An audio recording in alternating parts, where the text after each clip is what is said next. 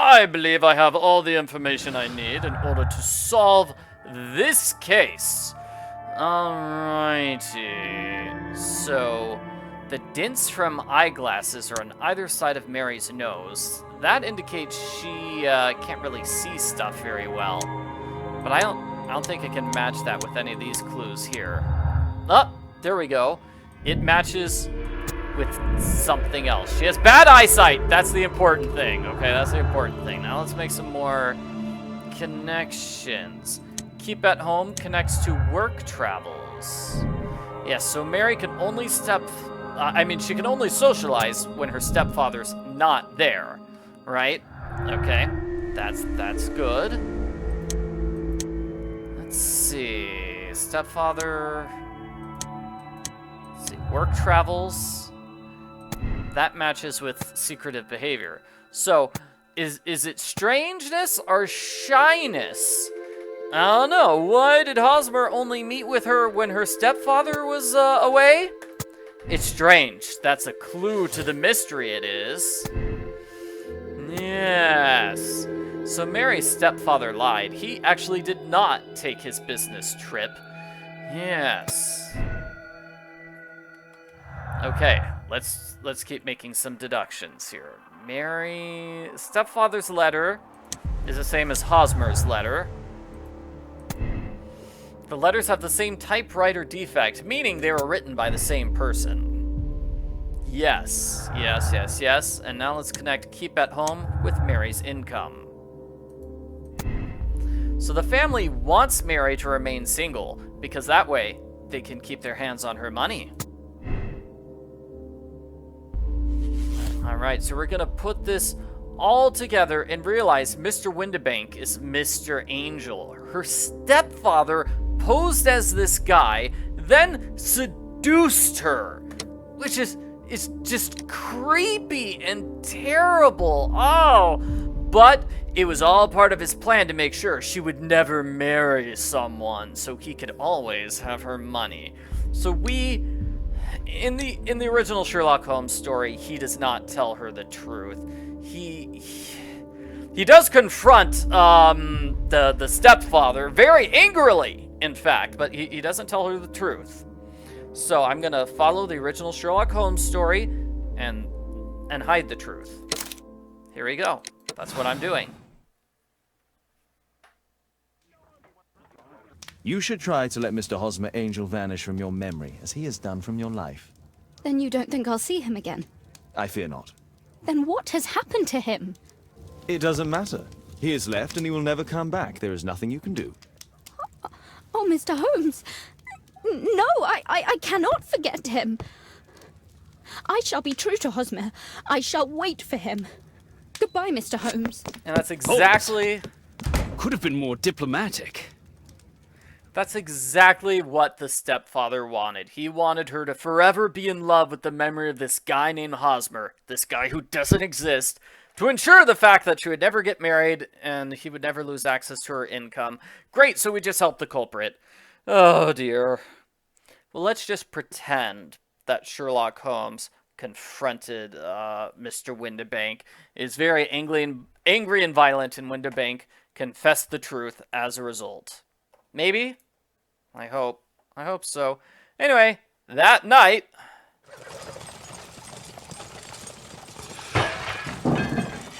Oh. What is going on? I don't know.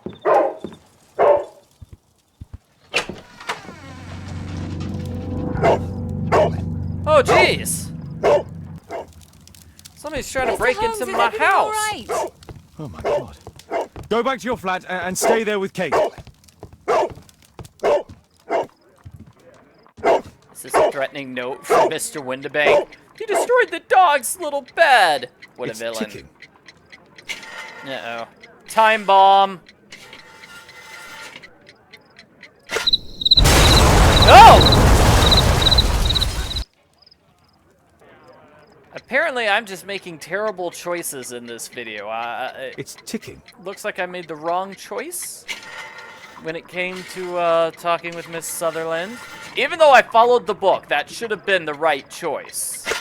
Like following following the book, I think should have been the right choice. And it looks like, that's the wrong choice, though. That was very sad. Like, she got mad at Sherlock Holmes, and then Orson got very mad. So I'm going to examine it. Okay. I see wires inside. They could be connected to the cover. So I'm gonna bend them aside.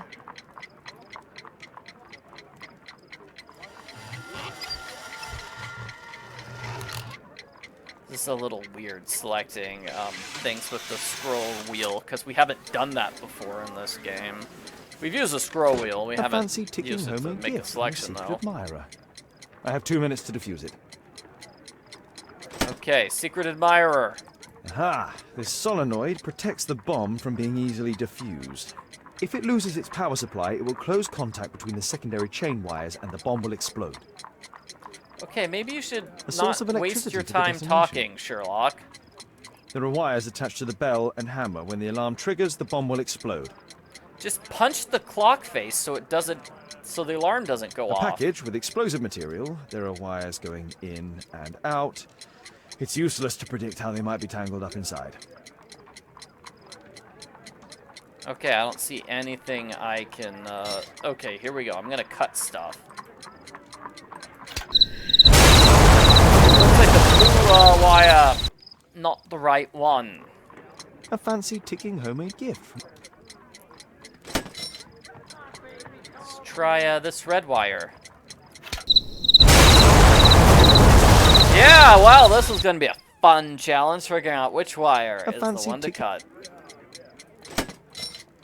Alright, so I tried this red wire. Let's try this blue wire. Let's try all the wires on the right. Do it from right to left. Might as well. A fancy tick. Not sure why there's a fast forward button. It's like... Whew. There we go. There we go. Red wire, red wire. Red wire. Trying to select the last red wire. All done. Are we all done? I think we might be done.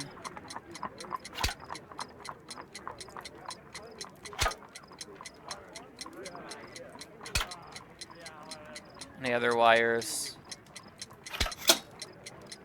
And then finally, cut this wire. Oh! Guess that wasn't the final wire. Are there any other wires I can cut? No, so now let's fast forward 2 minutes.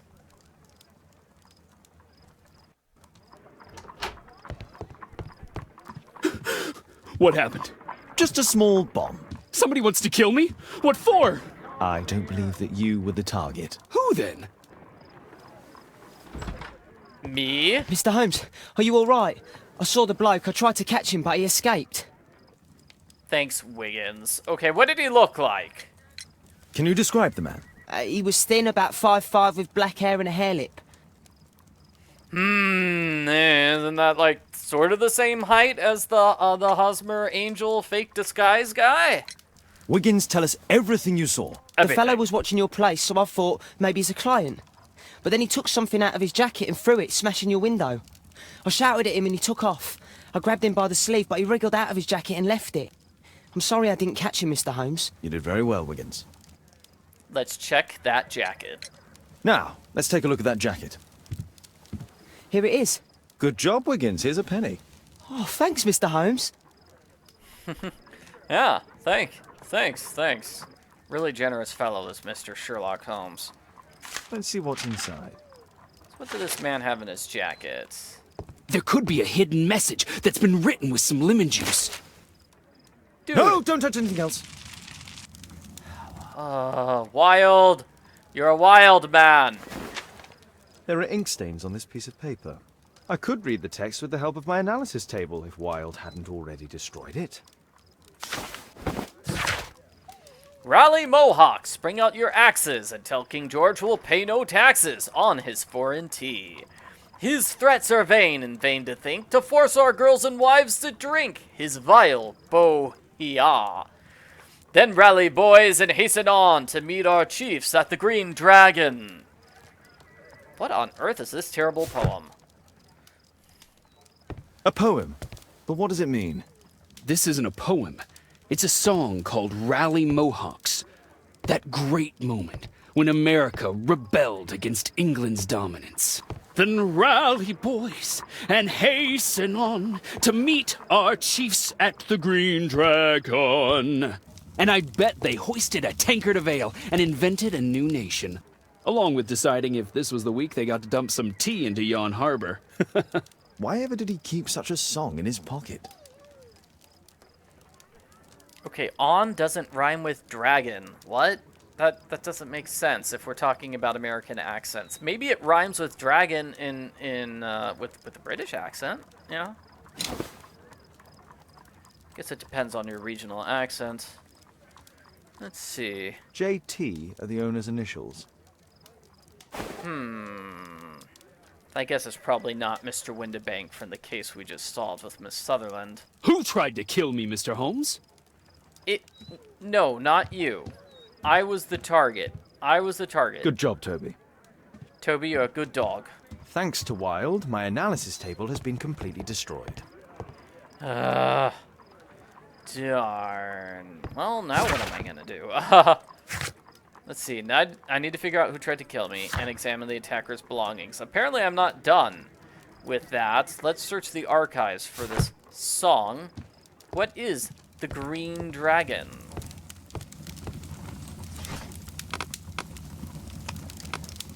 That's not the one I need. Okay. I don't think the newspapers are going to be of any help. Do I have anything about Americans here? No.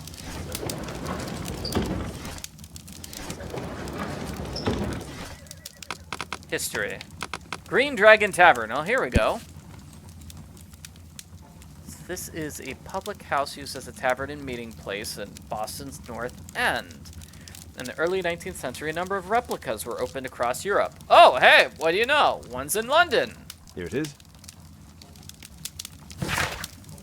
So, That's all I can do for now. Let's try and get a few hours of sleep. How can you sleep when there is someone trying to kill me? How selfish. Holmes, you could, like, leave immediately and go to this pub. It's late at night, you know. People tend to stay in pubs until, like, they close very, very late at night. Yeah, pubs tend to be open at nighttime. Yeah, that's the point I'm trying to make here. All right, the next morning. What's happening this next morning, Holmes? Oh, hey, I've got a B button here. Let's check out my B button. We've got things to add. So, analysis table and destroyed evidence. Let's put these together and say, hey, is Orson destroying evidence on purpose? Or is he just an idiot? Maybe he's just an idiot. Hard to tell. So does the bomb connect to the tavern? No. No, it does not. It does not. Alrighty, well, we need more evidence before we can make any conclusions about this case. He's so funny. Oh, look, the dog has a hat. Oh my, I see you and Kate are best friends already. It's so cool. Alright, we want to talk to Kate. Kate, what's going on? Who's funny? Did you sleep well, Kate? Very well, thank you, Father.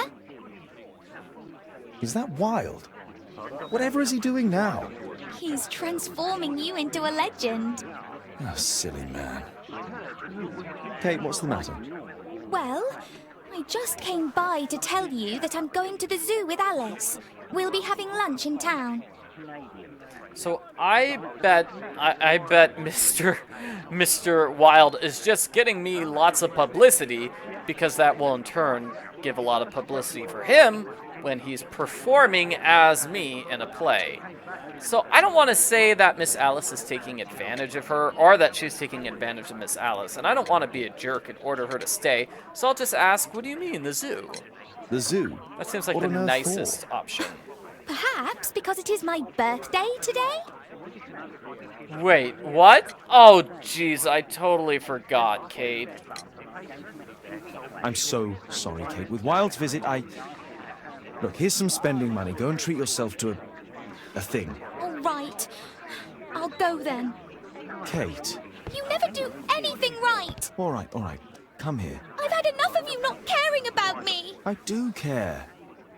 I've just had a difficult night. Yes, Alice told me about the bomb, but you wouldn't. Kate, I only want to protect you. You don't understand anything. I wish Alice would adopt me. Don't be ridiculous. I don't know why my parents entrusted me to you. Did they really know you? Kate, come back. Oh, no. Is Kate really mad at me? Yeah, she's Such a mad at me. waste. This Alice, I have an odd sense about her. It's as if she's playing with Kate's feelings. This would be a good opportunity to investigate Alice's flat while they're absent. And anyway, it'd be better to visit the Green Dragon Tavern during the evening. Really? That is exactly what I said. You want to examine the tavern during the evening. But it was evening time and you decided, no, I'm not going to examine the tavern. Really, Holmes? Really, Holmes? And yeah, so is Holmes a terrible father? Well, yes, but I'm trying to pick the correct dialogue options to make him a better father. I'm just scared of making the wrong choice and turning him into a mean father. I really don't want that to happen. But it's possible. It's possible that Alice is trying to turn Kate against me. Alice is in fact blackmailing me because she knows the truth of what happened with Kate's parents. I don't know what the truth is. Kate seems to think her parents entrusted her to Holmes. But in that case, why would she call Mr. Holmes father if she thinks her parents are still alive? It's very confusing, and hopefully we'll find out more in the next video.